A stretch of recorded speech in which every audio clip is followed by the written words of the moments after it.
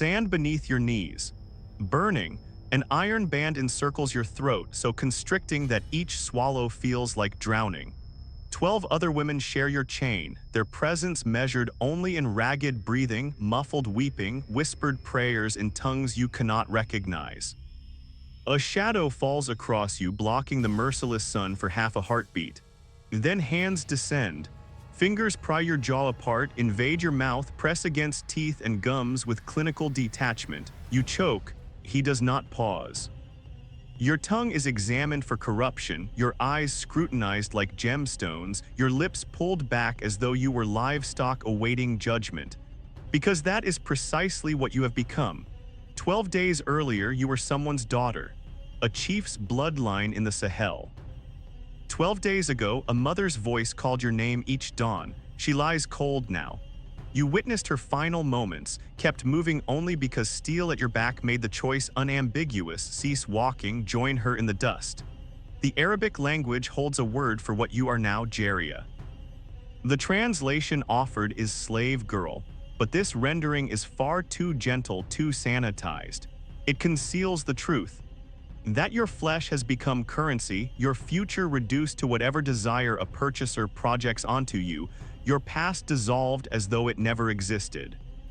The man steps back, nodding toward another, clutching a leather pouch. Metal coins exchange hands. You have been sold. For the third time in 30 days, the destination ahead, scholars would spend centuries constructing elaborate silences around its existence. This is the Arab slave trade. 14 million African souls across 1,300 years. A mechanism so devastatingly efficient at human erasure that almost no bloodline survived to bear witness. If history's buried chapters matter to you, consider subscribing. Grimoryx refuses to avert its gaze from what the world tried to inter. You know the Atlantic trade's outline: ships groaning with human cargo, iron restraints, American plantations. 12 million transported across 4 centuries. That nightmare built museums, monuments, motion pictures. Classrooms teach it, politicians invoke it. Memory persists because 45 million descendants walk among us today, their existence itself an act of remembrance.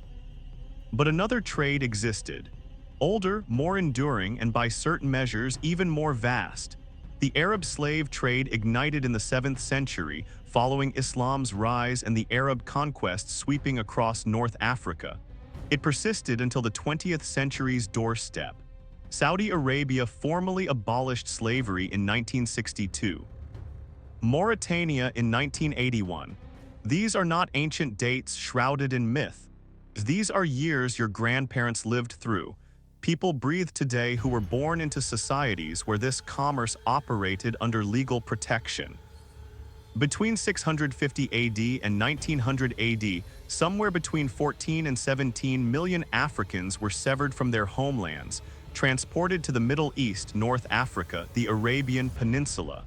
Some scholars suggest the true count climbs higher still. Records were fragmentary, innumerable deaths went unrecorded. More souls. Across a longer epoch, through routes spanning 3 continents, yet the world's collective memory holds almost nothing. Why? Because this particular trade was architected to leave no archaeological footprint, and it succeeded. In America, 45 million people of African heritage stand as living testimony. Their presence preserves memory, their ongoing struggle for dignity ensures history cannot be buried. In the Middle East, after 13 centuries of importing millions, virtually nothing remains. Scattered communities in Yemen, fragmented populations in southern Iraq, a few thousand Afro-Arabs in Morocco. Tiny remnants where millions should exist. Where did 14 million human beings disappear to? The answer forms the darkest chamber of this narrative.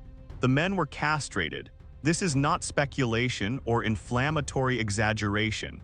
This is documented across hundreds of primary sources spanning multiple centuries. Arab slave traders systematically castrated African males at rates between 80 and 90%. The procedure occurred at specific junctures along the trade routes. Egyptian monasteries became infamous for it. Coptic Christian monks refined techniques that marginally improved survival odds. Marginally. For every man who survived the mutilation, somewhere between 3 and 5 perished from hemorrhage, sepsis, or shock. Some sources suggest mortality climbed even higher. Consider the mathematics. If a trader required 100 living eunuchs to present at market, he might begin with 400, perhaps 500 men. The remainder died screaming into sand that would never remember their names. The economics were savage but coherent.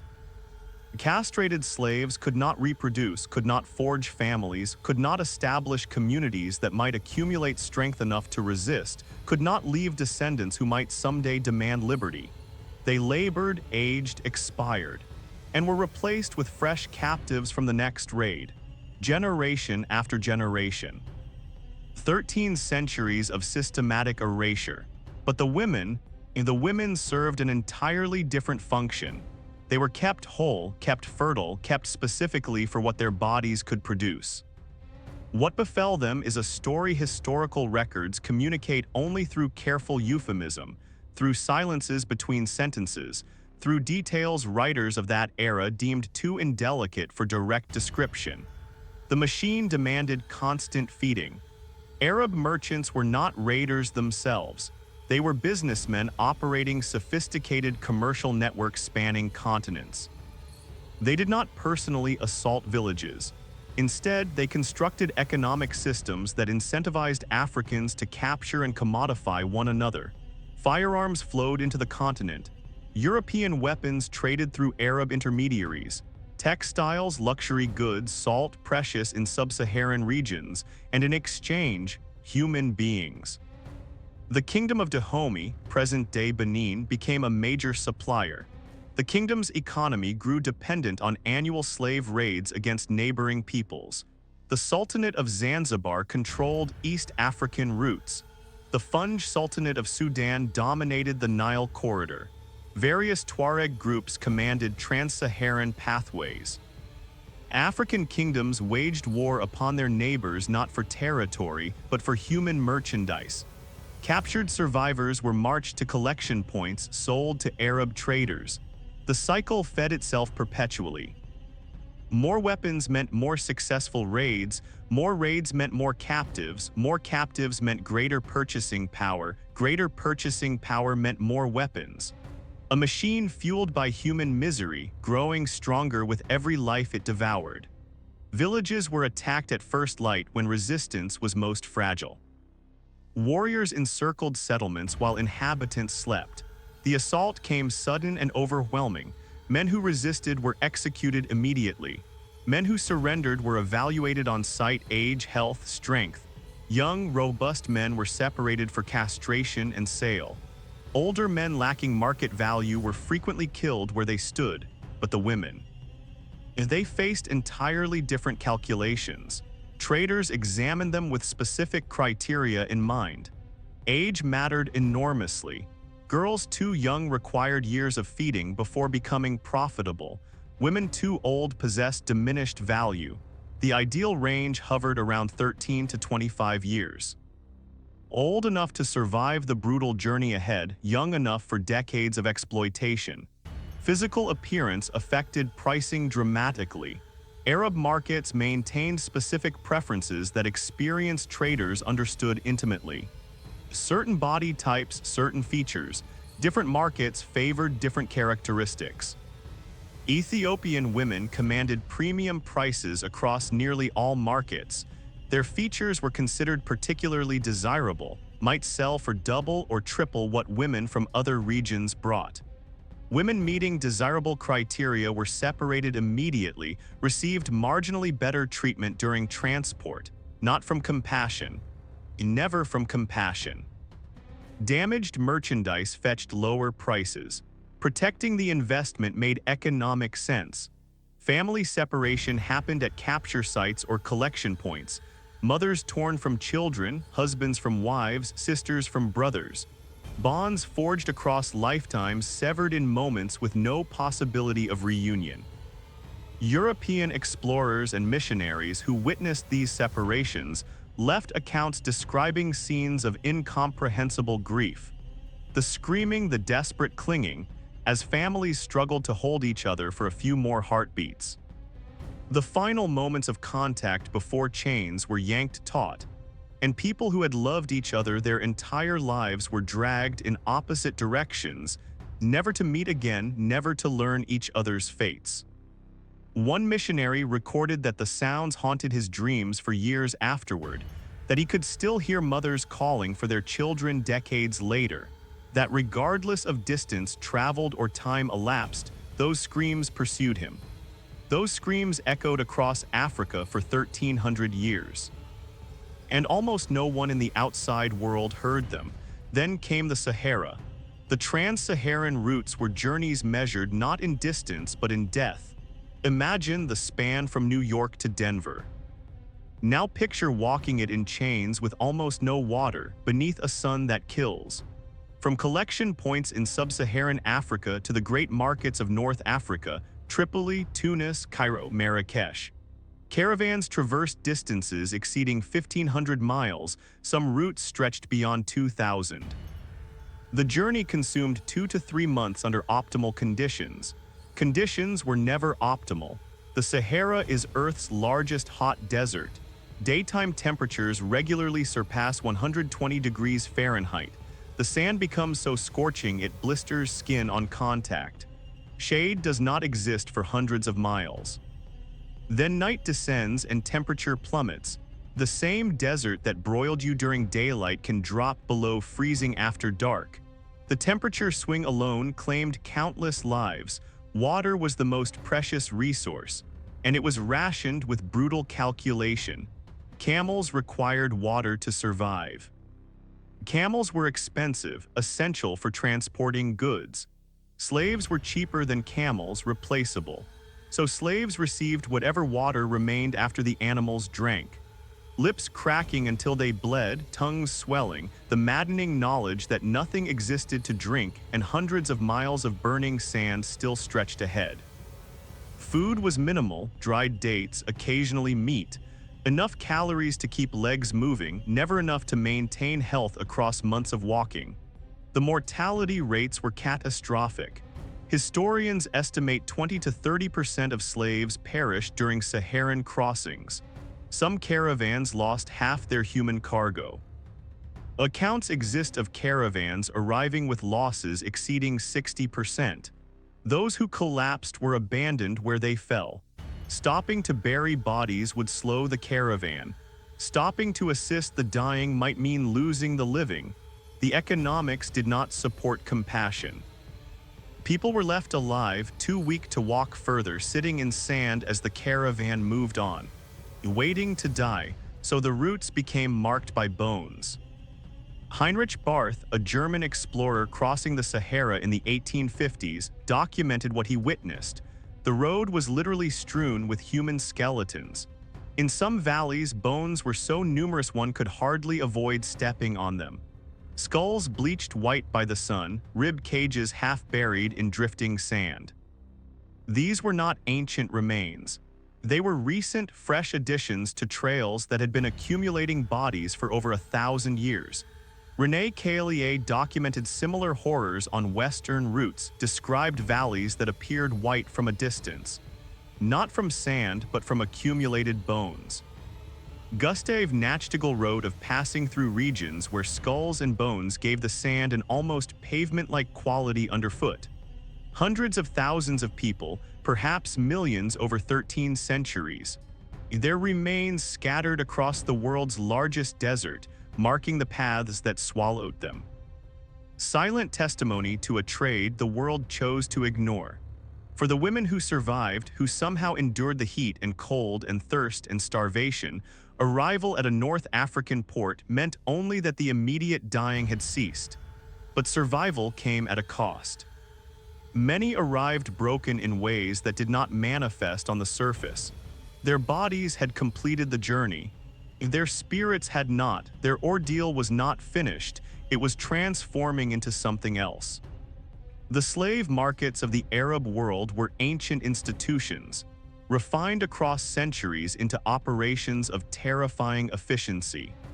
Cairo's market had operated continuously for over 1,000 years by the time European observers began documenting it.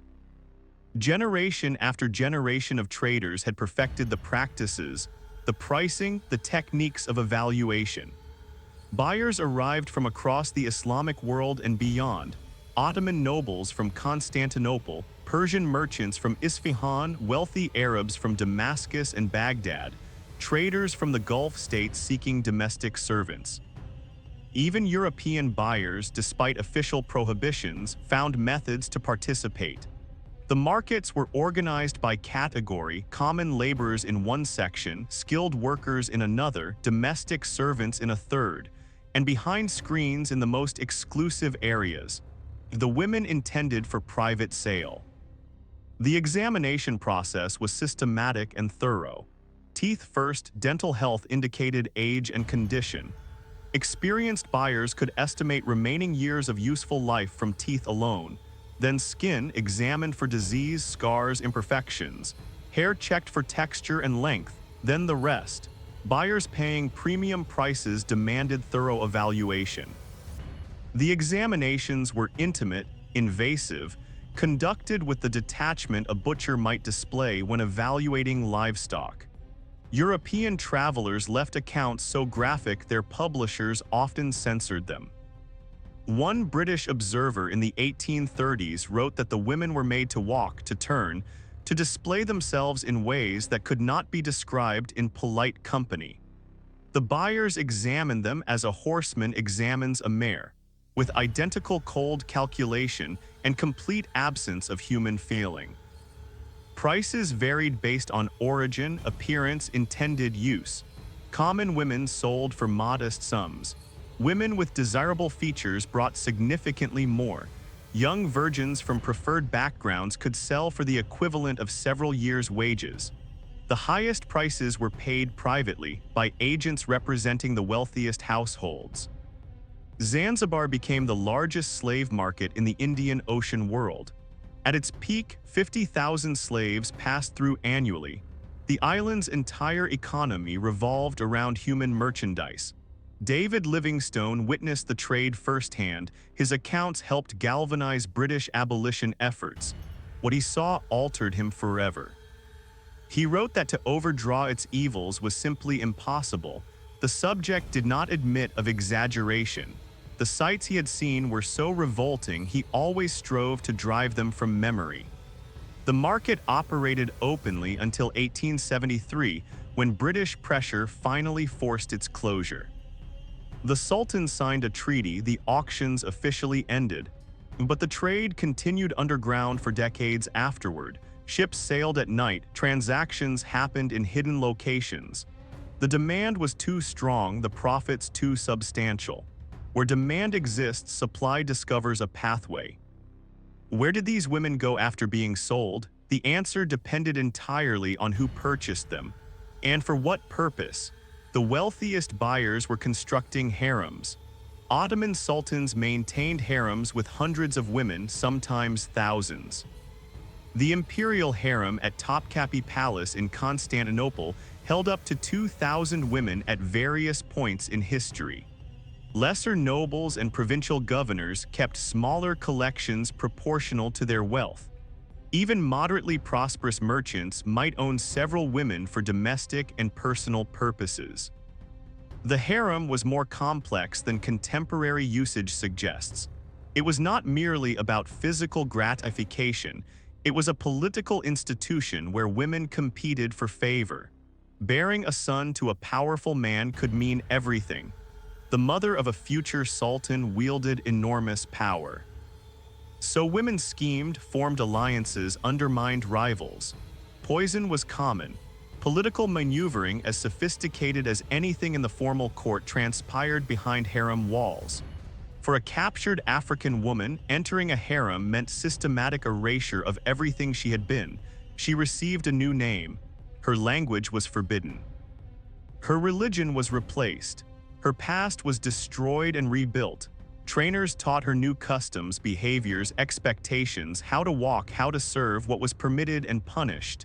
Eventually, nothing remained of who she had been. The person her family loved was gone, replaced by someone created to serve her owners. Some women navigated this successfully. A rare few achieved genuine power. Kursum Sultan dominated Ottoman politics for decades.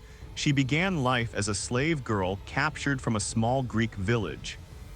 Hurrem Sultan became the legal wife of Suleiman the Magnificent, an almost unheard-of achievement for a former slave. But these were exceptions so extraordinary that history records their names precisely because they were unusual. For every Kursum, thousands lived and died anonymous, used until no longer useful. Then discarded, women sold to less wealthy buyers faced different circumstances. Many became domestic servants with additional obligations. They cooked, cleaned, raised children, and submitted whenever their owner desired. There was no concept of consent, no option to refuse. Islamic law technically provided some protections for slave women who became mothers. A slave who bore her master's child was called Walad, mother of a child. She could not be sold afterward. Her child was born legally free. When her master died, she would gain her freedom. But these protections required enforcement. Reality was inconsistent. And protections only applied after pregnancy. Before that, she was property. Children born from these unions were legally free, often acknowledged. Some achieved prominence. Multiple sultans were sons of slave mothers, but the mothers remained slaves unless explicitly freed. Whatever intimacy occurred was compelled, not chosen. Over generations, these children married into Arab populations.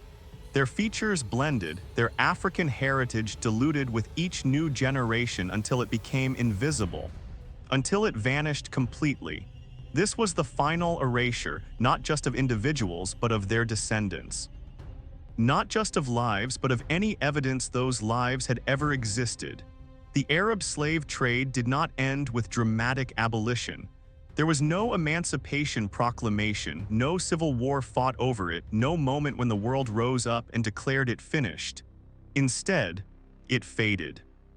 Slowly, reluctantly, under external pressure rather than internal moral awakening, British naval power gradually closed East African routes in the late 1800s. The Royal Navy actively hunted slave ships. Colonial administrations suppressed trans-Saharan trade as European powers carved up Africa. International pressure forced formal abolitions throughout the 20th century. But the legacy is not monuments or memorials. The legacy is absence. In the Middle East today, there are virtually no descendants of the 14 million taken there. The men were castrated. The women's children were absorbed into Arab populations, their heritage diluted until it disappeared. The victims vanished so completely that most people do not know they existed. No films have been made about them, no holidays commemorate their suffering, no politicians give speeches in their memory. In 2020, archaeologists in Libya discovered a mass grave, hundreds of remains. Analysis revealed they were sub-Saharan Africans who died in the 18th or 19th century, almost certainly slaves who never finished the crossing, who collapsed and were left behind while the caravan moved on. They had no names in any record, no descendants to claim them, no one anywhere in the world who remembered they had ever lived. No grave markers, no memorials, no one to mourn them. Just bones in the desert, silent evidence of a tragedy the world chose to forget. The Atlantic slave trade left 45 million descendants who ensure history is never forgotten. The Arab slave trade left silence. Nothing but silence. 14 million people erased so completely we do not have their names. The woman in the market, the one whose teeth were examined, whose body was evaluated, whose humanity was stripped away one inspection at a time. We will never know what she was called before they took her name, the name her mother gave her, the name her village knew her by. She might have ended up in a Cairo harem, competing with dozens of other women for scraps of attention from a man who owned her. She might have ended up in a Baghdad household, cooking and cleaning and submitting whenever called. She might have ended up in a palace in Istanbul, forgotten in a corner when her youth faded. She might have borne children who never learned her original language, who never heard her songs, who never knew her stories or where she came from. She might have died in the desert, her bones joining millions of others, marking the roots that civilization has tried to forget. What we know is this: she existed, she suffered, she endured things no human being should ever endure. And for 1,300 years, millions like her fed a machine designed to consume them completely.